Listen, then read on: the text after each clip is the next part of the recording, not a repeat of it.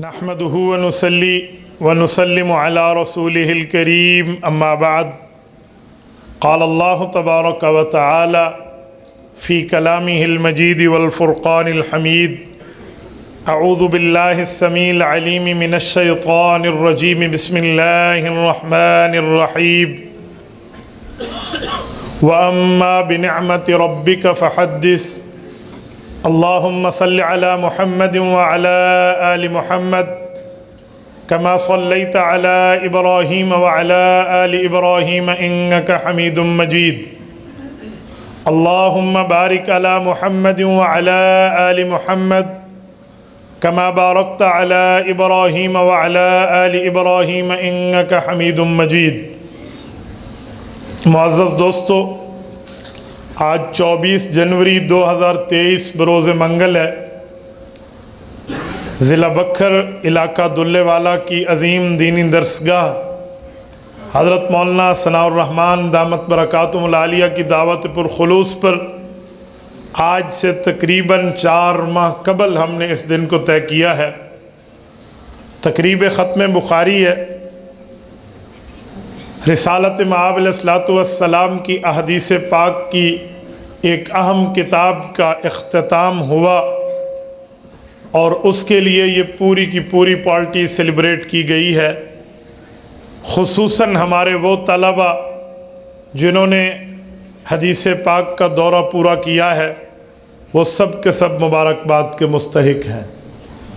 اللہ تعالیٰ ان کے پڑھنے کو، ان کے اساتذہ کے پڑھانے کو اور معاونین اور والدین کے پڑھوانے کو قبول فرمائے۔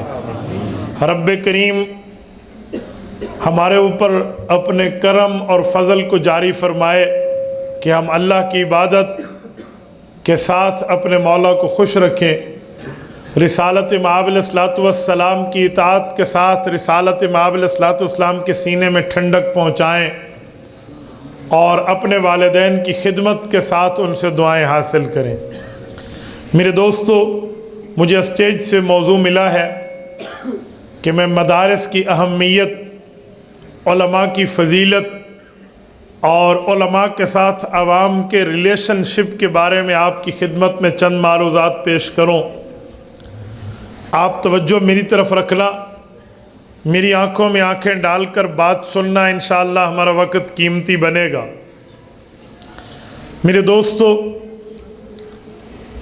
رسالت مآب علیہ السلام وہ ہیں جو اس دھرتی پہ خاتم الانبیاء بن کر تشریف لائے اور امت محمدیہ میں رسالت مآب نے اللہ کے دین کو جاری ساری فرمانے کے لیے مسجد نبوی میں اپنے گھر کے ساتھ متصل ایک ادارہ اور مدرسہ قائم فرمایا۔ آج رب کریم آپ کو مدینہ طیبہ لے جائے، آپ رسالت مآب علیہ السلام کے روضے پر حاضر ہوں، رسالت مآب کی کمر مبارک کی طرف اگر آپ کا منہ ہو تو اس سے کچھ فاصلے پر وہ جگہ آج بھی 4 دیواری کی شکل میں موجود ہے۔ 4 دیواری سے مراد یہ پتھر کی دیوار نہیں بلکہ لوہے کا جنگلہ 4 طرف سے پھرا ہوا ہے۔ یہ مدرسہ اصحاب صفہ ہے۔ اس زمانے میں صفہ تو ویسے شیڈ کو کہتے تھے، چھپر کو کہتے تھے، اور مدرسہ رسالت مآب علیہ السلام کا قائم کردہ ہے۔ اور رسالت مآب علیہ السلام کے اس مدرسے کے طالب علموں کے اخلاص کی بات یہ ہے کہ وہاں کے اگر میں ایک طالب علم حضرت ابو ہریرہ عبد الرحمن بن صخر الدوسی رضی اللہ تعالی عنہ کا ذکر کروں تو شاید دنیا اسلام میں کوئی حدیث پاک کی کتاب ایسی نہ ہوگی جس کے کوئی صفحہ حضرت ابو ہریرہ رضی اللہ تعالیٰ عنہ کی حدیث پاک سے خالی ہو۔ رسالت مآب علیہ السلام نے اس مدرسے کو قائم کیا۔ حضور پاک اس مدرسے کے محتمم اول ہیں، صحابہ کرام اس مدرسے کے پہلے طلباء ہیں۔ اللہ تعالیٰ نے ان کے لیے مدرسہ جو بنایا وہ مدرسہ صحاب صفہ اللہ کے گھر میں ہے۔ مسجد نبوی اصطلاحاً بیت اللہ نہیں ہے لیکن لفظاً تو بیت اللہ ہے، کیونکہ ہر مسجد بیت اللہ ہوتی ہے، وہ اللہ کا گھر ہوتی ہے، تو لہٰذا وہ بیت اللہ کا حصہ اللہ تعالیٰ نے ان کو مدرسے کے طور پہ بطور نصاب بھی عطا کیا۔ تو میں 4 باتیں یوں کر لوں گا کہ استاذ بھی ہیں، شاگرد بھی ہیں، مدرسہ بھی ہے، نصاب بھی ہے۔ اگر استاذ کو دیکھیں تو استاذ رسول اللہ، شاگردوں کو دیکھیں تو قرآن کریم نے صحابہ کو کئی لقب دیے ہیں، لیکن سورت نمبر 58 سورت مجادلہ پارہ نمبر 28 میں رب کریم نے خاص لقب دیا ہے، فرمایا اولئک حزب اللہ الا ان حزب اللہ هم المفلحون۔ صحابہ کرام اللہ کی آرمی ہیں، اللہ کا لشکر ہے، اللہ کی فورسز ہیں، اور اللہ کی فورس ہمیشہ غالب آیا کرتی ہے۔ تو حضور پاک کے صحابہ کو، ان طلباء کو حزب اللہ کے لشکری ہونے کا، اللہ کے فوجی ہونے کا نام اللہ سے ملا۔ تو میں یوں کہتا ہوں اس مدرسے کا استاذ رسول اللہ، شاگرد حزب اللہ، مدرسہ در بیت اللہ، نصاب کتاب اللہ۔ جہاں استاذ بھی ہو، شاگرد بھی ہو، مدرسہ بھی ہو، نصاب بھی ہو، وہاں پڑھن پڑھائی کے معاملے چلتے ہیں۔ تو ایک وقت آتا ہے جب طلبہ سبق یاد کر لیتے ہیں، پھر استاذوں کی ذمہ داری یہ ہے، اساتذہ کی رسپانسبلٹی یہ ہے، اپنے طالب علم کے لیے وہ امتحان اختبار طے کرتے ہیں۔ اختبار کا معنی، امتحان کا معنی کہ جو انہوں نے پڑھا ہے، جس پر محنت ہوئی ہے، جس پر ایک ترتیب بنی ہے، طلبہ کو سبق پڑھایا گیا ہے، طلبہ نے اس سبق کو یاد کیا ہے، اس سبق کی ریوائزنگ کی ہے، اس سبق کو حفظ کیا ہے، اس سبق کو دہرایا ہے۔ اب انہیں سبق یاد ہوا ہے یا سبق یاد نہیں ہوا، اس کے لیے امتحان چاہیے، اختبار چاہیے، آزمائش چاہیے، آزمانا چاہیے، چیکنگ کرنی چاہیے، چیک اینڈ بیلنس کے معاملات چاہیے۔ تو اسے امتحان کہتے ہیں۔ رسالت مآب علیہ السلام کے ان شاگردوں کے لیے بھی امتحان قائم کیا گیا، جہاں پڑھانے والا رسول اللہ ہو، پڑھنے والے حزب اللہ ہو، نصاب کتاب اللہ ہو، مدرسہ بیت اللہ ہو، وہاں استاذ بھی عام استاذ نہیں ہے، کوئی سی عام ادارے کا بندہ اٹھا کر استاذ و ممتحن بنا دے، ان کا ایگزامینر قائم کر دیں، وہ ان سے امتحان لے۔ جی نہیں، قرآن کریم کہتا ہے اولئک الذین امتحن اللہ، ان کا امتحان لینے والا خود اللہ۔ 4 چیزیں ہوئی، استاذ رسول اللہ، شاگرد حزب اللہ، مدرسہ بیت اللہ، نصاب کتاب اللہ۔ استاذ امتحان لینے والا، معلم ایگزامینر خود اللہ۔ جہاں یہ امتحان کی بات آ جائے، وہاں امتحان کے آخر پہ رزلٹ شو کیا جاتا ہے، نتیجہ بتایا جاتا ہے، رزلٹ کا اعلان ہوتا ہے۔ اس کو اتنے مارکس ملے ہیں، اس نے اتنے مارکس لیے ہیں، اس کے نمبر زیادہ ہیں، اس کے نمبر کم ہیں۔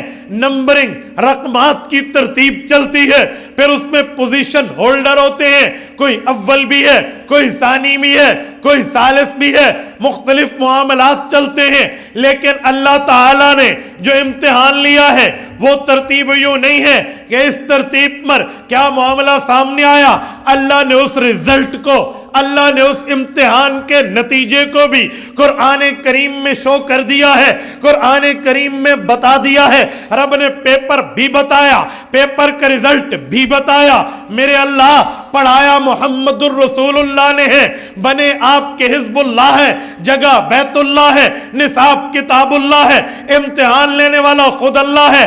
اللہ امتحان کا پیپر کیا ہے؟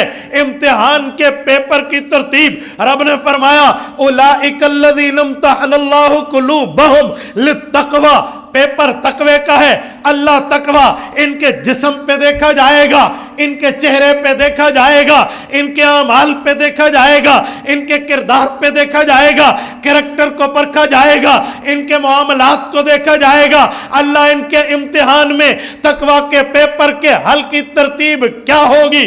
رب نے فرمایا اولئک الذین امتحن اللہ قلوبہم، میں اللہ ہوں اور اللہ تعالیٰ وہ ہے انہ علیم بذات الصدور، جو رب کریم دل کے اندر چھپے ہوئے ارادے کو بھی رب جانتا ہے۔ بلکہ میں اس سے بڑھ کے کہوں، علماء کہتے ہیں رب کریم کے جاننے کی طاقت کی مثال یہ ہے، ہوا یرا نملۃ السوداء علی الصخرۃ السماء فی اللیلۃ الظلماء، کالی رات ہو، کالا پتھر ہو، کالا پہاڑ ہو، کالے رنگ کی چیونٹی چل رہی ہو، اللہ اس چیونٹی کے لیے بھی جہاں چار اندھیرے ہیں، کالے رنگ کی چیونٹی، کالا پتھر، کالا پہاڑ، کالی رات ہے، ان چار ظلمات کے اندر بھی اس کے سینے میں جو ٹمٹماتا دل ہے، اس دل میں جو چاہت ابھر رہی ہے، رب اس کو بھی جانتا ہے۔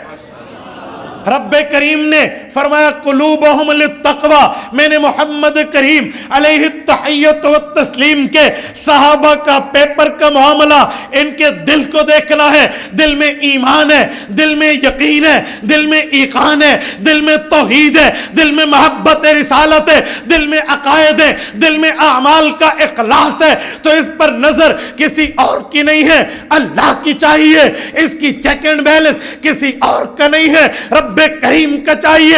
اللہ تعالیٰ نے ان کے دل کو چیک کیا ہے، امتحان لیا، جب امتحان پورا ہوا اب رزلٹ کیا ہے، نتیجہ کیا ہے، اس کا آخری معاملے کی اناؤنسمنٹ کیا ہے، رب کریم نے بھی ان کا نتیجہ دیا ہے۔ نتیجہ کیا دیا؟ فرمایا والسابقون الاولون من المہاجرین والانصار والذین اتبعوہم بإحسان رضی اللہ عنہم ورضوا عنہ، سورۃ نمبر 9 سورت توبہ 11واں پارہ پہلا صفحہ، سورت کی آیت نمبر 100۔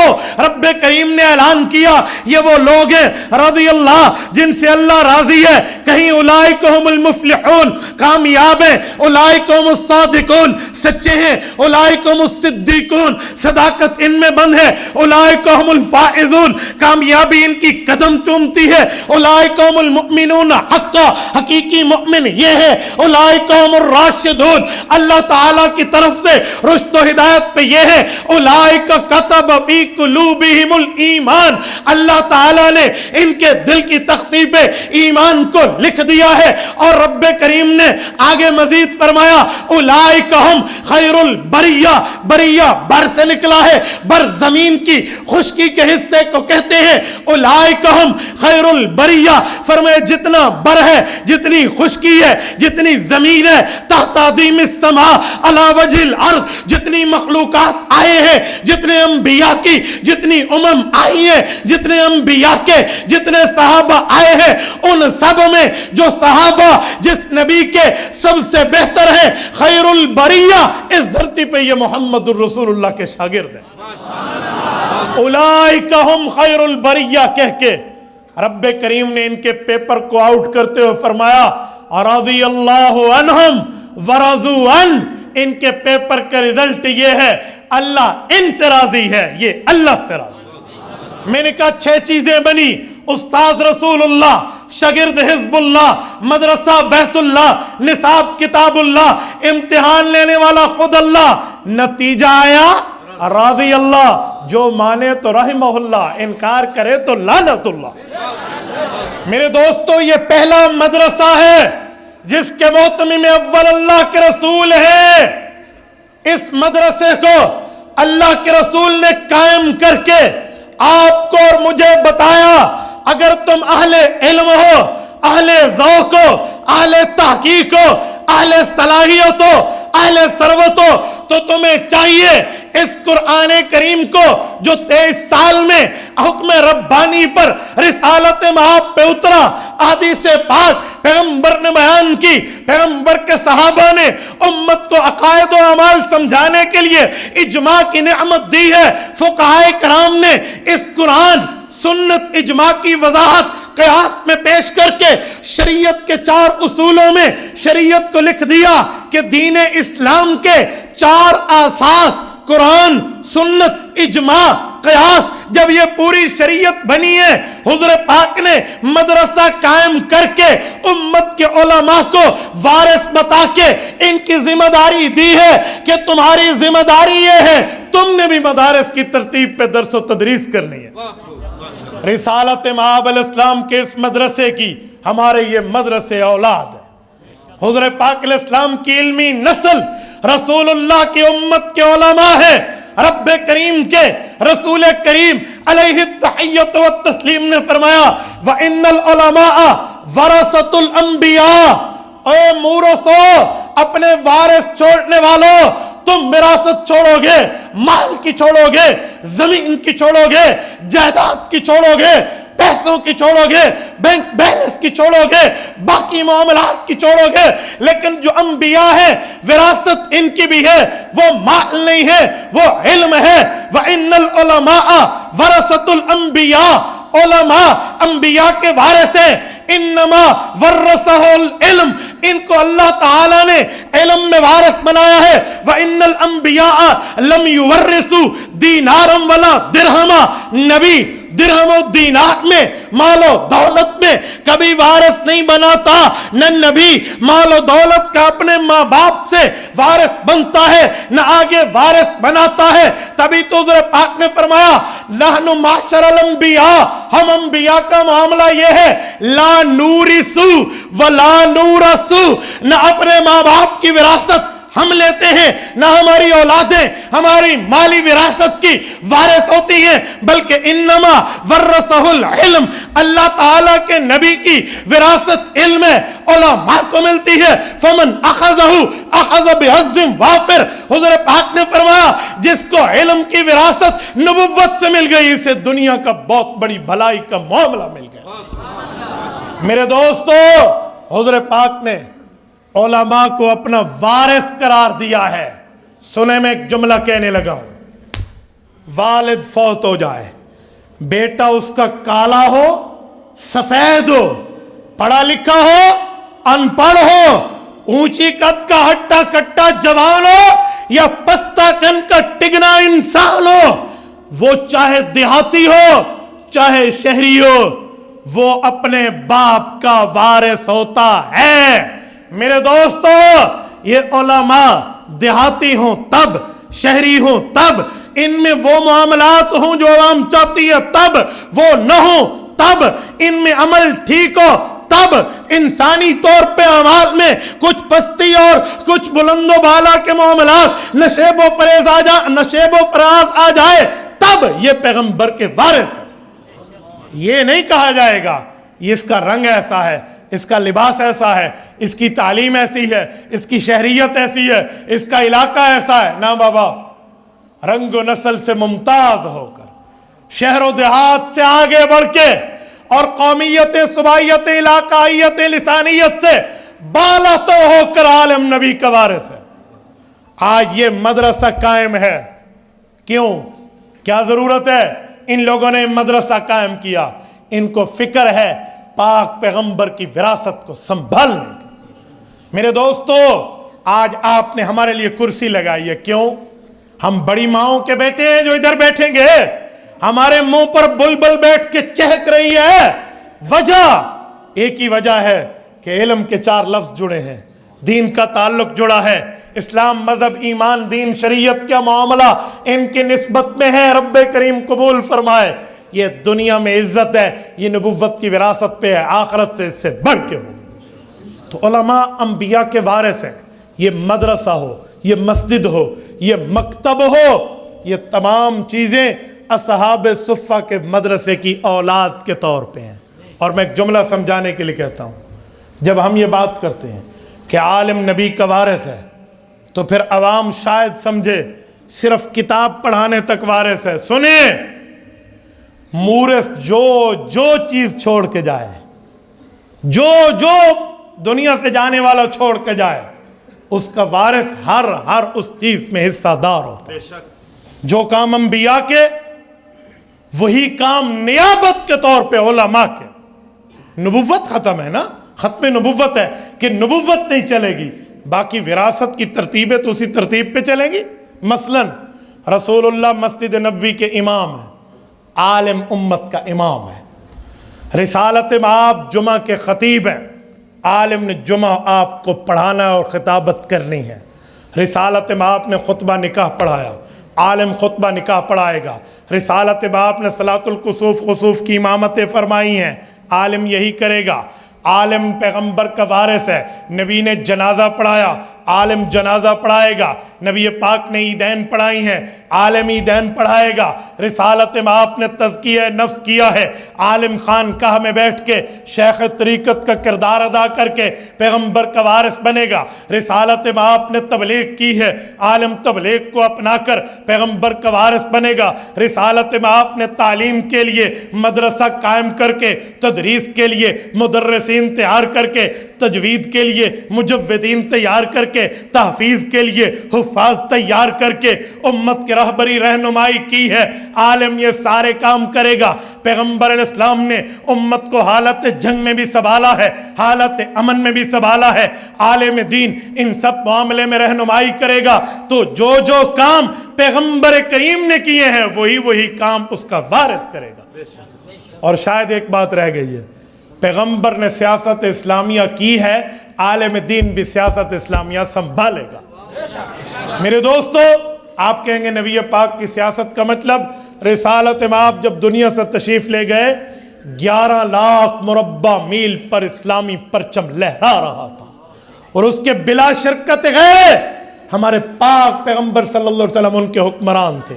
شریعت اسلامیہ کی تابعداری تھی، جس کو حضرت ابوبکر صدیق رضی اللہ عنہ نے سنبھالا۔ آج عالم دین بھی پیغمبر کی ترتیب پہ چل کے سیاست اسلامیہ میں بھی نبی پاک کا وارث ہے۔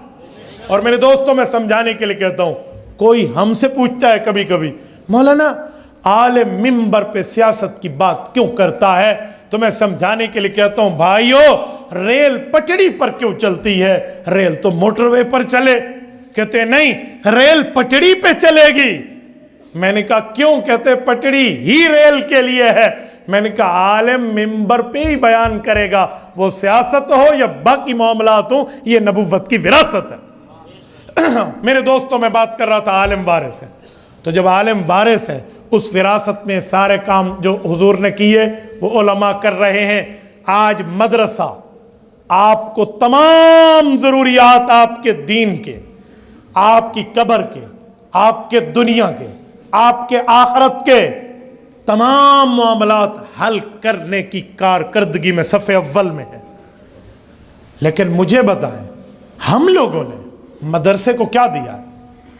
ہم نے مساجد کو کیا دیا؟ ہم نے علماء کو کیا دیا؟ ہم نے اہل علم پہ بات کیا کی؟ آج عجیب معاملہ ہے بھائیوں، میں صرف پیسے کی بات نہیں کرتا، مال تو ہاتھ کی میل ہے، کہیں بھی خرچ ہو جائے گا۔ میں وقت کی بات بھی کرتا ہوں، اولاد کی بات بھی کرتا ہوں۔ کیا ہم نے مدرسے کو وقت دیا؟ کیا ہم نے مدرسے کو اپنی اولادیں دی ہیں؟ ہم نے لا الہ الا اللہ محمد الرسول اللہ پڑھا ہے، اسی محمد الرسول اللہ کے وارث علماء ہیں، ہم نے ان کو اپنی اولادیں کیوں نہیں دی؟ کیا رسالت مآب علیہ السلام کو صحابہ کرام نے اپنی اولادیں پڑھنے کے لیے نہیں دی تھی؟ رسالت مآب علیہ السلام کی خدمت میں پیغمبر کے صحابہ، پیغمبر کی اہل بیت کی اولادیں مدرسہ صحابہ صفہ میں بیٹھی نہیں تھی، وہ پڑھنے والے نہیں تھے۔ میرے دوستو، ہمیں چاہیے ہم اپنے مال کے ساتھ اپنی جان، اپنی اولاد اور اپنے اوقات بھی مدرسے کو دیں۔ کیوں؟ میں ایک جملہ سمجھانے کے لیے کہتا ہوں۔ میرے ایک جاننے والے ہیں، ان کے والد صاحب مجھے کہنے لگے، بیٹا میرے پاس مال بھی نہیں ہے اور جو اولاد ہے وہ بات ہی نہیں مانتی، لیکن میں مدرسے کا تعاون کرنا چاہتا ہوں، کیسے کروں؟ میں نے کہا جی آپ مدرسے کو 2 گھنٹے روز دے دیا کریں، محتمم صاحب جو خدمت آپ کے حوالے کر دیں آپ اس کو پورا کر دیں، آپ پھر بھی دین کے ساتھ معاون ہیں۔ بھائی اور کوئی نہیں تو کسی نہ کسی درجے میں۔ اسی لیے تو علماء کہتے ہیں کن عالما او متعلما او خادما ولا تکن رابعا، کا بندے خدا عالم بن کے نبی کا وارث بن، نہیں بن سکتا طالب علم بن، نہیں بن سکتا ان کا ہیلپنگ ہینڈ بن، ان کی مدد کرنے والا بن، اور اگر یہ تیسرا درجہ بھی نہیں ہے تو ولا تکن رابعا، چوتھا بندہ بن کے ان کے راستے میں ٹانگ نہ اٹکا۔ تو میرے دوستو، ہم اپنے معاملے کو دیکھیں. دیکھیں آج یہ طلبہ بیٹھے ہیں آپ کے سامنے, خوش قسمت ہیں ان کے ماں باپ جنہوں نے اپنی اولاد پڑھانے کے لیے یہاں بھیجی ہے, اور انہوں نے عالم فاضل کر کے دنیا بھی ان کے ماں باپ کے لیے ان کے اساتذہ نے بہتر کر دیا, آخرت بھی بہتر کر دی. دنیا کی بہتری کی مثال اور آخرت کی توجہ رکھنا. دنیا میں عزتیں کیا ہے؟ عالم امام بنتا ہے. ہمارے یہ نونہالان حدیث پاک کے دورہ والے جب مصلی امامت پہ ٹھہریں گے تو امام اس جگہ ٹھہرتا ہے. مجھے جواب دینا, جس کے آگے کوئی ہوتا ہے؟ برابر کوئی ہوتا ہے؟ بولتے نہیں ہیں. آپ کو میری بات سے اختلاف ہے, آپ کھل کے کریں, اتفاق ہے تو زبان تو رب نے دی ہے. جہاں عالم مصلی امامت پہ ٹھہرتا ہے اس کے آگے کوئی ہوتا ہے؟ برابر کوئی ہوتا ہے؟ پتہ چلا دنیا میں عالم کی عزت ہے, آگے تو آگے, برابر بھی کوئی نہیں ہے. آخرت کی عزتوں میں تو تاج پہنائے جائیں گے, آخرت کے معاملے تو اس سے بڑھ کے ہوں گے. اس لیے میں کہتا ہوں علماء کرام کے پیچھے چلنا سیکھو. میں سمجھانے کے لیے آپ کو ایک مثال پیش کرنے لگا ہوں. آج کل لوگ مولویوں سے آگے بڑھنے کی کوشش کرتے ہیں, ان پہ اعتراضات کرے تو وہ کرے جو اس سے بڑا عالم ہو. جو عالم نہیں ہے اس کو کس نے کہا تو مولوی کو راہ لندہ ون, تو اپنے معاملے کو دیکھ. علماء کے سامنے چل کے, میں کچھ دنوں پہلے لاہور میں کہہ رہا تھا, میں نے کہا لوگوں مولوی کے آگے نہ بڑھنا, پیچھے رہنا. آگے بڑھو گے تو زندگی ختم ہو جائے گی. مجھے لوگوں نے یوں آنکھ اٹھا کے دیکھا, میں نے کہا میں تمہیں کوئی دھمکی موت کی نہیں دے رہا, کوئی تمہیں قتل کا الزام نہیں دے رہا, لیکن اپنا تجزیہ پیش کر رہا ہوں. عالم سے آگے بڑھنے والا بچتا نہیں ہے, عالم کے پیچھے رہنے والا زندہ سلامت رہتا ہے. کہتے وہ کیسے؟ میں نے کہا امام آگے, مقتدی پیچھے, سب زندہ, لیکن کوئی مقتدی اگر آگے بڑھا ہوا ہو اور 4 تکبیریں مولوی کہتے اس کا کیا حال ہوتا ہے؟ کہ مولوی کو اگو بدھڑا لیتا حال جر اگو ستا پیا ہوئے 4 تکبیریں اللہ اکبر, ٹور گیا نا, ہاں ٹور گئے یار محبتہ والے, اب تو گیا. تو بھائیو عالم سے آگے نہیں چلنا, آپ نے عالم کے پیچھے چلنا ہے. علماء اس دھرتی کے وہ لوگ ہیں جن پر لوگ الزامات کی بوچھاڑ کرتے ہوئے کبھی کیا کے جملے کہتے ہیں. میں کہتا ہوں سنو, عالم دین کو رب کریم نے جو مرتبہ دیا ہے نا, یہ مرتبہ مجھے بڑے بڑے عہدیداروں میں نظر نہیں آتا. سنیں, آپ کہیں گے کیسے؟ میں ایک مثال دیتا ہوں. مجھے ایک عالم دکھاؤ جو رات کو نیند کی گولیاں کھا کے سوتا ہو کہ مجھے ٹینشن کی وجہ سے نیند نہیں آتی, مجھے دکھا دے. میں آپ کو اپنے کالج یونیورسٹی کے کولیگ, اپنے وہاں کے پروفیسر, ڈاکٹر, انجینئر, میں بڑے احترام سے کہتا ہوں وہ بھی معاشرے کی ضرورت ہے, لیکن میں کئی دکھا سکتا ہوں جو باقاعدہ گولیاں کھا کے سوتے ہیں. اجی 2 لاکھ تنخواہ میں گزارا نہیں ہوتا تو مجھے بڑی ٹینشن ہوتی ہے. ٹھیک ہے, یہاں کوئی ٹینشن نہیں ہے, نہ اولاد کی ٹینشن ہے نہ اموال کی ٹینشن ہے. مولوی کی 10,000 میں 10 بچے ہوتے ہیں, وہاں 2 لاکھ میں بھی بچے 2 ہی اچھے, تو کوئی ٹینشن نہیں ہے. ٹینشن پروف عالم سے ہوتا.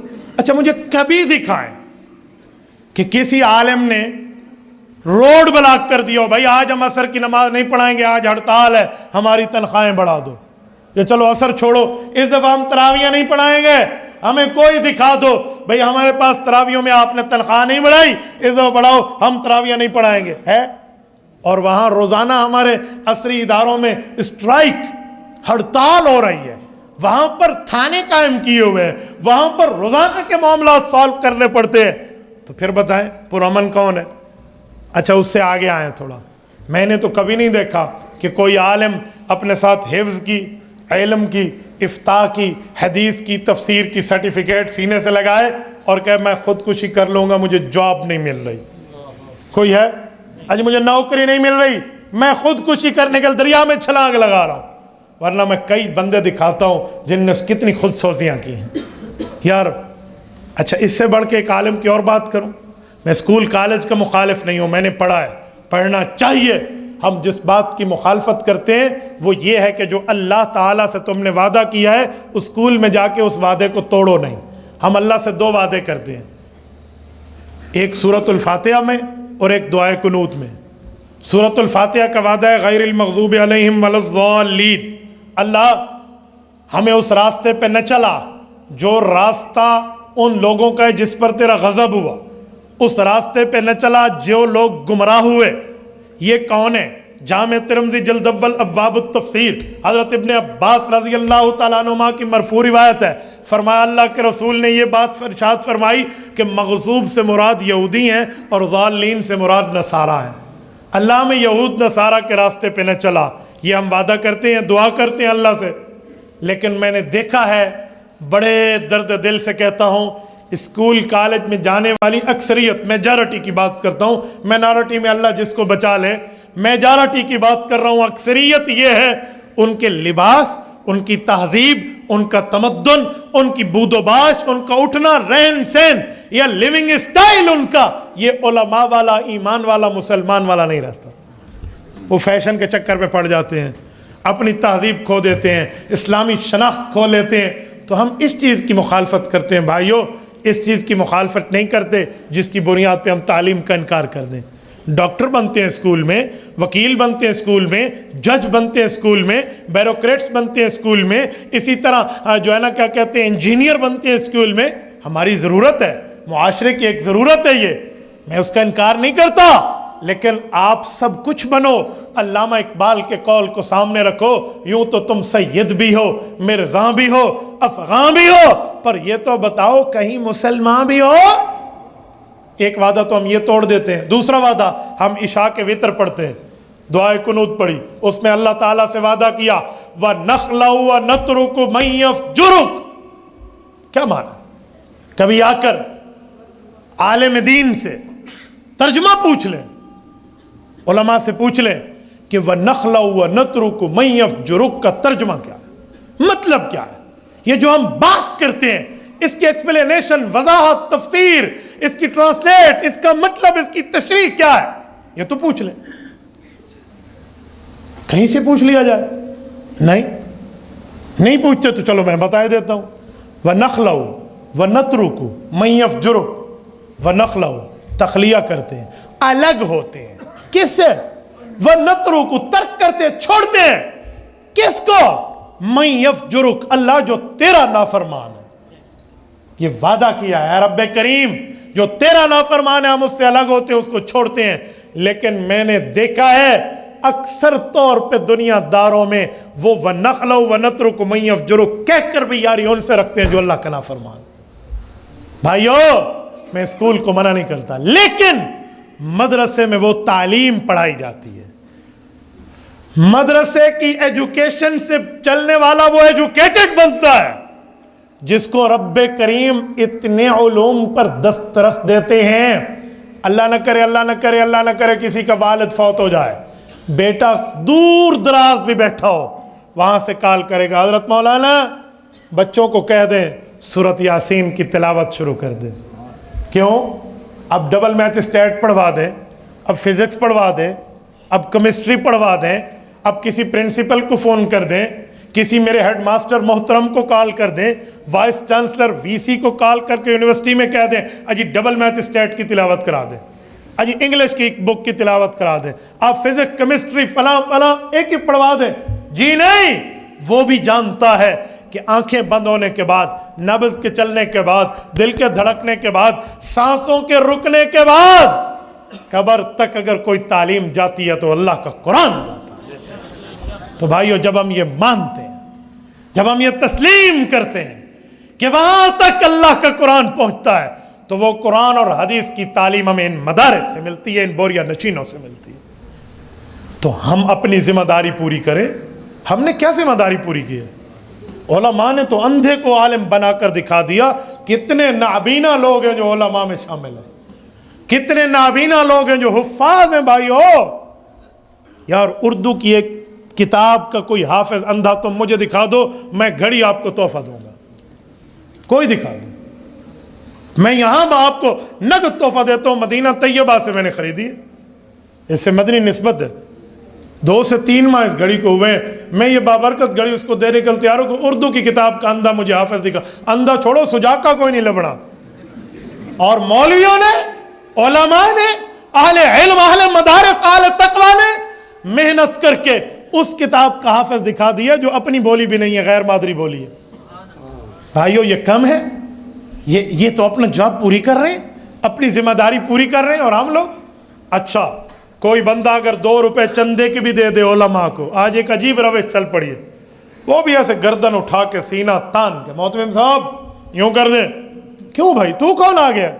دل میں کہے گا آئی ایم فاؤنڈر، میں تو چندہ دینے والا ہوں، میں تو پیسہ لگانے والا ہوں۔ سنو دین اسلام پر خرچ کرنے والوں، اگر تمہارا رویہ یہ ہے پیسے لگا کر مال لگا کر علماء کو زیر کریں گے، ان پہ جبر کریں گے، ان پہ اپنے احکام چلائیں گے، سنو وہ تمہارے محسن ہیں جنہوں نے تمہاری زکوٰۃ لی ہے، تم ان کے محسن نہیں ہو، ان کا لینا تمہارے اوپر احسان ہے۔ اگر عالم نہ لیتا تیرا مال پاک کیسے ہوتا؟ اگر مدرسے والا نہ لیتا تیرا مال تو پلیت کا پلیت رہتا۔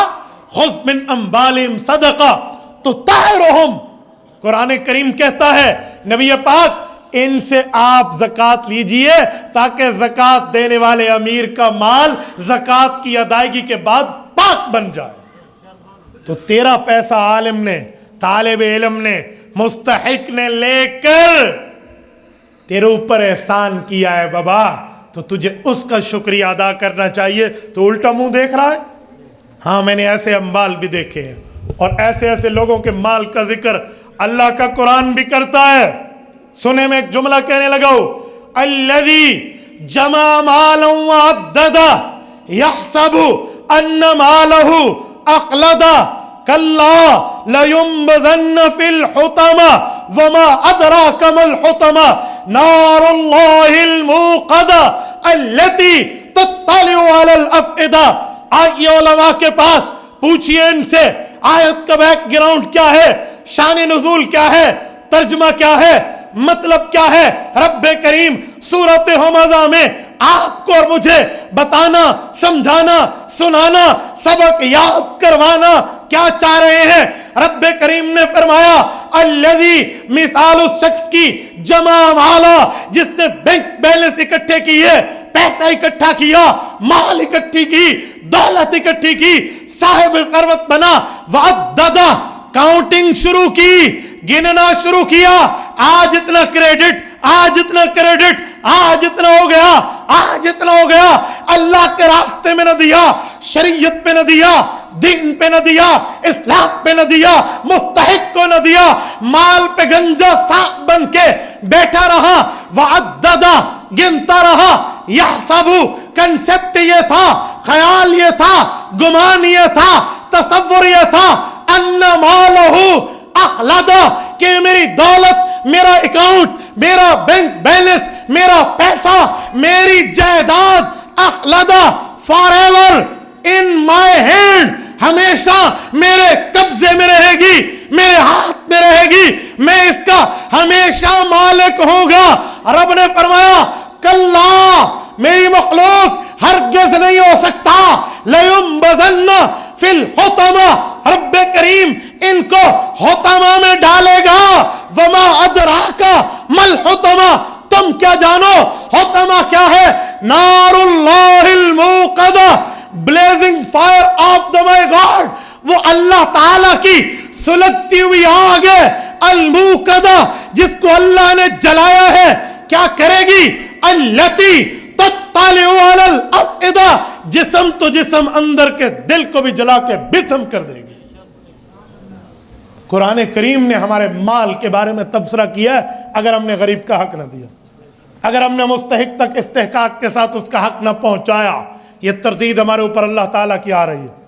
تو شکریہ ادا کرو ان بندوں کا جن نے تمہارا مال لیا ہے، ان پہ ابا جان 30 31 32 مار خان بیٹھ کے ٹانگ پہ ٹانگ رکھ کے جی محتمم سب ایسے کرو، کیوں بابا؟ شکریہ ادا کر ان کا جن نے مال لیا۔ اور ایک جملہ میں مزید کہنے کے سمجھانے کے لیے، بلکہ اس پر ایک واقعہ عرض کیا دیتا ہوں۔ حضرت عبداللہ ابن زبیر رضی اللہ عنہ، حضرت اماں جان عائشہ نے انہیں اپنا بیٹا بنایا ہوا تھا۔ اماں کی اپنی اولاد نہیں ہے، اپنے بھانجے کو بیٹا بنایا۔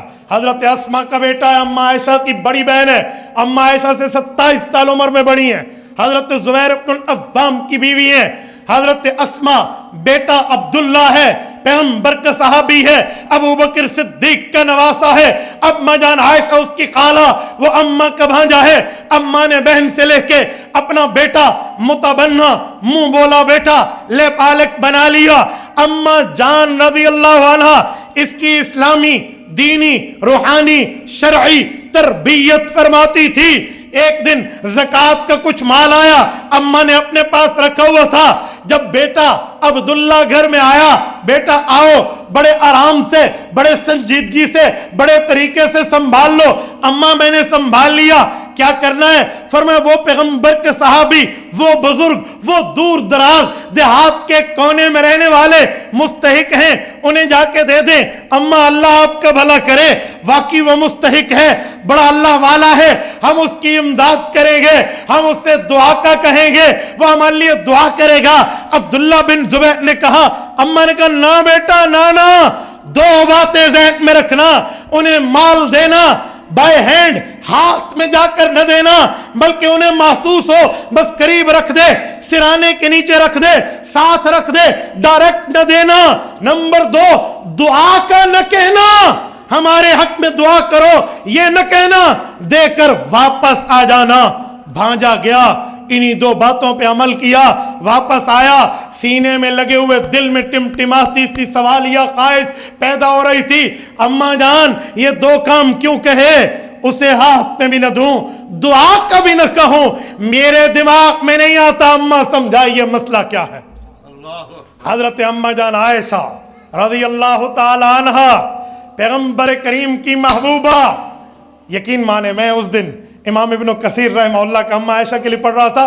फरमाते वकानत तक्तुबु, जिस वक्त ये खत लिखती किसी की तरफ तो यूं लिखती, आना हबीबतु रसूलिल्लाह सल्लल्लाहु अलैहि वसल्लम, मैं वो आयशा हूं जिससे अल्लाह के नबी ने प्यार किया है। अम्मा रज़ी अल्लाह अन्हा ने रिसालत माब के पास 9 साल उम्र थी जब हुज़ूर पाक के घर अक़दस में आई, और अम्मा जान आयशा रज़ी अल्लाह अन्हा 48 साल रिसालत माब के बाद इस धरती पर मौजूद रहीं, उम्मत की रहनुमाई रहबरी करती रहीं।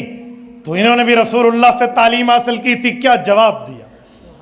ज़िला बकर दुल्ला वाला के गयूरो, अम्मा आयशा का जवाब सुनना, अगर अल्लाह ने माल दिया है तो इस माल के आदाब को भी सुनना। अम्मा ने फरमाया बेटा अब्दुल्ला, मैंने पहली बात तो इसीलिए की कि उन्हें हाथ में न देना, कि हो सकता है उस बंदे के दिल में ये ख्याल आए कि अल्लाह अब मेरे ऊपर ये वक्त आ गया कि लोग हाथ में आकर मुझे ज़कातें दे रहे हैं, ले लो ले लो, इज़्ज़त नफ्स मजरूह होगी, तो किसी की इमदाद भी करें, उसके दिल को टुकड़े भी करें, तो ये कौन सी नेकी है? कहा अम्मा जान बहुत बढ़िया बात, बहुत अच्छी बात। कहा जी, कहा ये क्यों नहीं कहा कि दुआ करो, ये मना क्यों किया? अम्मा ने कहा हमें भी दुआओं की ज़रूरत है बेटा, मैं भी समझती हूँ जैसे आप समझते हो, लेकिन मैंने ये भी किसी वजह से कहा, बाय रीज़न बात है। क्या वजह है? फरमाने लगी उसकी वजह यह है कि दुआ का उसको कहो जिस पर कोई एहसान तो करो, जिस पर कोई अच्छाई करो, तो तब उसे दुआ का कहो। हम तो उस पर कोई एहसान नहीं कर रहे, एहसान तो वो कर रहा है, माल लेगा ज़कात का, हमारा पिछला माल घर बिठाए बिठाए पाक कर देगा अल्लाह, एहसान तो वो कर रहा है। तो भाई हमें दुआ करनी चाहिए, अल्लाह इसका भला करे, इसने कबूल कर लिया, अल्लाह इसका भला करे, इसने कबूल कर लिया, हमें दुआ करनी चाहिए, हम उसे क्यों कहें? हाँ, वो अपनी मर्जी से जो दुआ देना चाहे वो जाने, उसका खुदा जाने, हम पाबंद नहीं करेंगे, हम बाय फोर्स नहीं कहेंगे, इसरार नहीं करेंगे, हमें पाबंद नहीं करेंगे हमारे लिए दुआ कर। यह है माल का उसलूब। और एक वक्त आएगा, मैं ऐसे लोगों को कहता हूँ माल का तकब्बुर बहुत बड़ा होता है, अल्लाह महफूज रखे, औज़ु बिल्लाहि मिन्हु, अल्लाह ताला इससे बचाए। माल के तकब्बुर करने वालों, जनाजों में ज़रूर शिरकत किया करो, हालांकि जनाजे की आखिरी सफ़ अफजल है, जैसे नमाज की पहली सफ़ अफजल है ना, नमाज जनाजा की आखिरी सफ़ अफजल है कि वहाँ रियाकारी कम होती है। लेकिन मैं इन मालदारों मुतकब्बिरीन को कहता हूँ तुम पहली सफ़ में ठहरा करो। क्यों? ज़रा उस मरने वाले के हाथ को देखा करो कि हाथ खाली लेकर जा रहा है या अपने हाथ में माल लेकर जा रहा है। करते हैं लोग माल जमा, किसके लिए? यहाँ सिलता है आदमी का कफन जेब के बगैर, वहां जेब नहीं होती। अल मौत कदहुन कुल्लु नफ्सिन शारिबूहा वल कब्रु बाबुन कुल्लु नफ्सिन दाखिलूहा। मौत वो प्याला है जिससे हर ज़ी रूह ने पानी पीना है, قبر وہ دروازہ ہے جس سے ہر ذی روح نے گزرنا ہے. کیا مال لے کر وہ جا رہا؟ اور مرنے کے بعد میرا نام بدل جائے گا. کہیں گے اس لاش کو اٹھا کے ادھر رکھ دیں. اور مرنے کے بعد میرے جسم کے کپڑوں کا نام بدل جائے گا. کہیں گے کفن پہنا دو. اور مرنے کے بعد میرا مقام بدل جائے گا. قبر میں رکھ دو. نہ نام میرا، نہ کام میرا، نہ لباس میرا، نہ مقام میرا. اور کیا چیز ہے میری؟ اے اللہ ایک تو نہیں میرا تو کوئی چیز نہیں میری. اے اللہ ایک تو نہیں میرا تو کوئی شے نہیں میری. جو تو میرا تو سب میرا، زمین میری، فلک میرا. چیز تو یہ تھی جو ہم اللہ کو راضی کرتے. چیز تو یہ تھی جو ہم ان معاملات میں پڑھتے. ہم نے ان پر تکبر جتلانا شروع کر دیا. اچھا سنو، مسند ابی یعلا جلد نمبر 11 سے حضرت ابو ہریرہ رضی اللہ عنہ کی ایک حدیث پاک پڑھنے لگا ہوں. حضرت ابو ہریرہ فرماتے، رسالت میں آپ نے فرمایا، توجہ رکھنا، فرمایا لَيَنزِلَنَّ ابْنُ مَرْيَمَ فِيكُمْ. لوگو، حضرت عیسیٰ علیہ السلام قیامت سے پہلے آسمان سے تم میں نازل ہوں گے. امام و حکما، امام اور عادل حکمران بن کے نازل ہوں گے. وَلَيَقْتُلَنَّ الْخِنْزِيرَ، یہودیت ختم کریں گے. وَلَيَكْسِرَنَّ الصَّلِيبَ، عیسائیت توڑ کے رکھ دیں گے. وَلَيُعْرَضَنَّ عَلَيْهِ الْمَالُ فَلَا يَقْبَلَنَّهُ. اللہ اکبر. مال کی اتنی فروانی ہوگی، یہ مالدار اپنے ہاتھوں اور تھالوں میں اپنی زکوٰۃ صدقات کو یوں اٹھائے پھریں گے. ہائے کوئی غریب مل جائے، ہائے کوئی مستحق مل جائے، جسے دیں کوئی قبول کرنے والا نہیں ملے گا. یہ وقت بھی آنے والا. اور بعض اوقات ایسے اوقات ہم نے بھی دیکھے ہیں. میرے ساتھ ایک دوست ہے، میں نے کہا تیرے اوپر دم آ گیا. اس سے کوئی غلطی ہوئی، جنایت ہوئی احرام میں، مکہ مکرمہ مکہ سٹی میں تھے. انہوں نے کہا دم آ گیا؟ جی آ گیا. کیا کروں؟ اجی غریب کو گوشت کاٹ کے دے دو، بکرا ذبح. اسے بندہ وہاں فقیر ملتا نہیں تھا. اچھا، جہاں دیکھے 20 منزلہ عمارت کا مالک بیٹھا ہے، جہاں دیکھے لینڈ کروزر پہ آنے والا بیٹھا ہے. کہنے لگا میں کس کو دوں؟ کئی مواقع ہیں وہاں ہمارے ڈرائیور حضرات بھی ہیں، یہ پرانی بستیاں، تو ان دنوں میں ہمیں دیکھنے کا پھر اتفاق ہوا، ورنہ جب تک نہیں پتا تھا تو وہ منظر سامنے آ رہا تھا کہ وَلَا يُعْرَضَنَّ عَلَيْهِ الْمَالُ فَلَا يَقْبَلَنَّهُ. تو میرے دوستو شکریہ ادا کریں ان کا.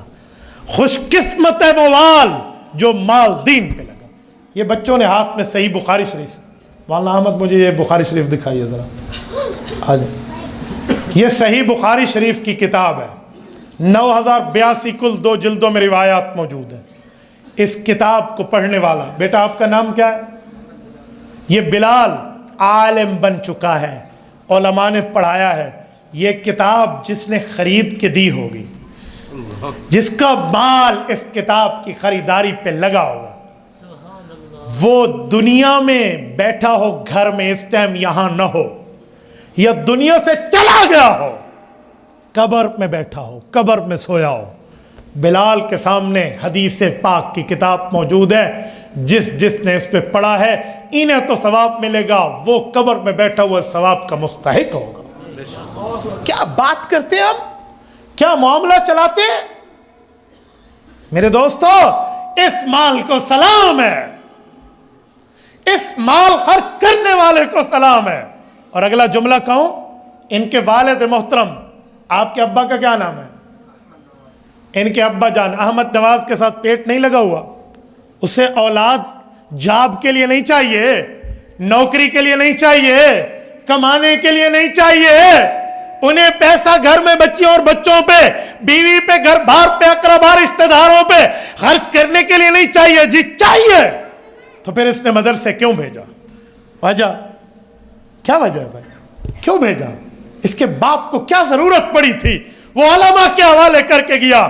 بھائیو ایک ہی وجہ تھی، اس کے باپ کے دل میں تڑپ تھی کہ جو 23 سال میں قرآن رسول اللہ پر بڑی مشکلات میں اترا، پیغمبر کے صحابہ نے قرآن اور حدیث کو بڑی مشکل سے یاد کیا. کسی نے پتھر پہ لکھا، کسی نے چمڑے پہ لکھا، کسی نے پتے پہ لکھا، کسی نے حفظ ضبط بالصدر ضبط بالکتابہ سے یاد کیا، اور یاد کر کے شریعت آج ہم تک پہنچی. اور میری اولاد بھی دین کے پھیلانے والوں میں اپنا حصہ ڈال دے. اس کے والد کے دل میں تڑپ تھی. اے کاش اللہ یہ تڑپ ہم سب کو عطا فرمائے. اور میں نہیں منع کرتا دنیا کمانے سے، یہ وہ راستہ ہے جس سے دنیا بھی بہتر بنے گی، آخرت بھی بہتر بنے گی۔ میرے دوستوں، میں تبھی کہتا ہوں اپنی اولادوں کو دین پہ لگاؤ۔ یہ علماء لوگ بڑے شریف لوگ ہیں، یہ علماء لوگ بڑے عقل مند لوگ ہیں، یہ علماء لوگوں کا بہت بڑا سینہ ہے۔ میں نے کئی علماء کو دیکھا ہے جو گالیاں سن کر بھی دعائیں دیتے ہیں۔ میں نے کئی جگہ ان اللہ والوں کو دیکھا ہے، ان بوریاں نشینوں کو دیکھا ہے جو تکلیف سہ کر بھی امت کو صبر کی تعلیم دیتے ہیں۔ اور خدا کے بندو، اپنی اولاد کو عالم بناؤ، رب کل قیامت میں تمہیں عزتوں کے تاج سے نوازے گا۔ اور میں ایک جملہ بات کر کے بات ختم کرنے لگا ہوں۔ حضرت مولانا ثناء الرحمن سے میں ایک جملہ کہتا ہوں اپنے لیے، مجھے آج بھی یہ بات روز روشن کی طرح یاد ہے۔ میں اپنے والد صاحب کی ترتیب کے اعتبار سے آخری اولاد ہوں، سب سے چھوٹا ہوں اولاد میں۔ میرے ابا جان کے ہاتھ میری انگلی پکڑے ہوئے مجھے اپنے ساتھ کبھی مدرسے میں، کبھی دوستوں کے ہاں، بچے جیسے ساتھ ابا کے جاتے میں جاتا۔ میرے والد صاحب سے جو بھی پوچھتا میرے لیے کہ یہ تیرا کون ہے، میں یہ گمان کر رہا ہوتا کہ ابا جی یہ کہیں میرا بیٹا ہے، میرا چھوٹا بیٹا ہے، میرا پیارا بچہ، اس طرح کوئی جملہ کہہ دے۔ لیکن میرا ابا یہ جملہ نہ کہتے، اللہ تعالیٰ اس کی قبر پہ کروڑوں اربوں رحمت اللہ، یہ جملہ نہ کہتے۔ پتہ ہے وہ کیا کہتے؟ سریکی کا لفظ سنا رہا ہوں، کہتے اللہ دا مال ہے، اللہ رسول دا تھیوے تا جیوے، ورنہ میں کوئی دی لوڑ کوئی نہیں۔ کہتے اللہ کا دیا ہوا مال ہے، اللہ رسول کے ساتھ مخلص بنے تو رب زندگی دے، ورنہ مر جائے۔ جب بھی کوئی پوچھتا ابا جی یہ کہتے، میرے دل میں بڑی عجیب گلٹی فیلنگ ہوتی۔ میں نے آ کر ایک دن اماں جان سے کہا، امی جی ابا جی ایسے کہتے ہیں۔ میری والدہ بھی سید تھی، رب ان کی قبر پہ کروڑوں اربوں رحمتیں نازل فرمائے۔ ہماری والدہ کی حضرت بہلوی رحمہ اللہ سے بیعت ہے۔ اماں جی نے مجھے شروع میں تو سمجھایا، لیکن میرا چہرہ دیکھا نا تو میری دلداری کے لیے میرے ابا جی سے کہا کہ بچے دا دل خوش کیتا کرو، چلنا تو آکھو نا بھی میرا پوتر ہے، تو آپ کو کیوں نہیں یاد ہے؟ میرے والد صاحب کے چہرے پہ جلال آ گیا اس وقت، آج بھی یاد کرتا ہوں میرے رونگٹے کھڑے ہو جاتے۔ ابا جی فرمانے لگے، ہاں ہاں میں ٹھیک تا آدھا، کال دا مردہ آج مر ونی اگر دین نال مخلص نہیں سراؤنا، کال کی موت آتے سے آج آ جائے اگر یہ دین کے ساتھ مخلص نہیں آتا، تب بھی نہیں کہا۔ اور میں آج سمجھتا ہوں میرا ابا یہ مجھے برا نہیں کہتا تھا، دعائیں دیتا تھا۔ آج سمجھتا ہوں یہ دعائیں دیتا تھا۔ میرے دوستو، میرے والد بھی تو والد تھے، اس کے سینے میں بھی باپ والا دل تھا یار۔ کسی اپنی اولاد پیاری نہیں ہوتی۔ میری چھوٹی بیٹی بیمار تھی، میں نے آج مولانا سے کہا، میں نے کہا حضرت ایک تو مجھے 4 ماہ کا پاس ہے کہ 4 ماہ پہلے ہم نے تاریخ طے کی ہے، دوسرا ختم بخاری کی تقریب ہے، میں دعا کے لیے کہوں گا، ورنہ میری بچی اتنی بار مجھے جی نہیں کرتا تھا سفر کرنے۔ آپ دعا فرمائے اللہ اسے صحت عطا فرمائے۔ تو اولاد ہوتی ہے نا۔ تو وہ کہتے ہیں نا کہ گھر میں 4 روٹیاں ہوں اور کھانے والے 5 ہوں، تو یا اماں ہوگی یا ابا ہوگا جو کہے گا بیٹا تم کھا لو، میں کو بھوک کوئی نہیں، حالانکہ اسے ہوگی، کہے گا مجھے بھوک نہیں ہے۔ تو ماں باپ ہوتے ہیں۔ تو میرے دوستو، اپنی اولادوں کو بھی دین پڑھاؤ، اپنی اولادوں کو شریعت۔ میرے ہاں ایک بزرگ فوت ہوئے، دنیا دار تھے، حافظ عالم نہیں تھے، لیکن انہوں نے بچوں کو حافظ بنایا، قرآن کا قاری بنایا۔ حضرت مولانا جب وہ فوت ہوا، میرے 3 شاگرد ہیں بچے، انہوں نے کہا ابا جی کا جنازہ آپ پڑھائیں۔ میں جب جنازے پہنچا، میں نے ان کے بڑے بیٹے کو کہا بیٹا مجھے خوشی ہوگی اگر جنازہ تم پڑھاؤ۔ لوگ دیکھنے لگے، میں نے کہا یہ پڑھائے، مجھے خوشی ہوگی۔ کیوں؟ باپ کا جنازہ بیٹا جتنی تڑپ سے پڑھائے گا مولوی نہیں پڑھائے گا اتنی تڑپ سے۔ بیٹے نے جنازہ پڑھایا۔ سنیں جب اس کو قبر میں دفن کیا جا رہا تھا نا، تو میں نے تینوں بیٹوں کا، میں نے کہا تینوں اوپر ٹھہر جاؤ اور سورۃ یاسین سورۃ البقرہ شروع کر لو۔ وہ تینوں سورۃ البقرہ پڑھ رہے ہیں، اور یقین مانے میری آنکھوں میں آنسو تھے۔ غم ضرور تھا اس دوست کی جدائی کا، لیکن ایک بات پہ بہت زیادہ دل ٹھنڈا بھی تھا کہ یہ تینوں کی پڑھائی اس کے والد پہ قبر میں پیش ہو رہی ہے۔ خوش قسمت ہے یہ ماں باپ جن نے 3 بیٹے قرآن کے حافظ چھوڑے اور وہ قبر پہ بیٹھ کے پڑھ رہے ہیں۔ میرے دوستو، میں بات کا خلاصہ پیش کروں۔ آج ہم جس مسجد میں بیٹھے ہیں، جو علماء آپ کے سامنے بیٹھے ہیں یا مجھ جیسے فقیر کا نام علماء میں ہے، میں گفتگو کر رہا ہوں تو ہمارے پیچھے بھی ہمارے ماں باپ کی دعائیں ہیں، ان کے ہاتھ اٹھائے گئے ان علماء کی. میں نے بھی اولیٰ تخصص اگر پڑھا ہے تو میرے سامنے بھی جو کتابیں آئی تھی وہ میری ذاتی خریدار تو نہیں تھی، وہ بھی تو زکوٰۃ صدقات کے پیسے سے کسی نے خرید کے دی ہوگی نا، مجھے نہیں پتہ. لیکن آج جہاں جہاں ہم گفتگو کے لیے جا رہے ہیں انشاءاللہ تعالی میرا کہنا اور آپ کے سننے کا ثواب ان کو آج بھی مل رہا ہوگا. تو یہ گولڈن چین میں آ جاؤ، یہ کام کرو، اپنی اولاد کو، اپنے اموال کو، اپنی اوقات کو، اپنی جوانی کو، اپنی صلاحیتوں کو اللہ کے دین کے لیے، رسول اللہ کی شریعت کے لیے لگا دو. کرو گے؟ جتنے دوست بیٹھے ہیں آپ اپنی اولادیں، اپنے اموال، اپنے اوقات، اپنی جوانی، اپنی صلاحیتیں دین پہ لگائیں گے؟ جن کے دل میں دلی خواہش ہے، اللہ کے گھر میں بیٹھے ہو، ہاتھ کھڑا کر کے اگر آپ میری تائید کر سکتے ہیں. اللہ سے ہم وعدہ کرتے ہیں اللہ ہم اپنی زندگی دین پہ لگائیں گے، شریعت پہ لگائیں گے، ایمان پہ لگائیں گے، مدارس پہ لگائیں گے، مساجد پہ لگائیں گے، علماء پہ لگائیں گے، حفاظ پہ لگائیں گے، دینداروں پہ لگائیں گے. کرو گے؟ جزاکم اللہ تعالی. اقول قولی ھذا واستغفر اللہ وآخر دعوانا ان الحمد للہ رب العالمین.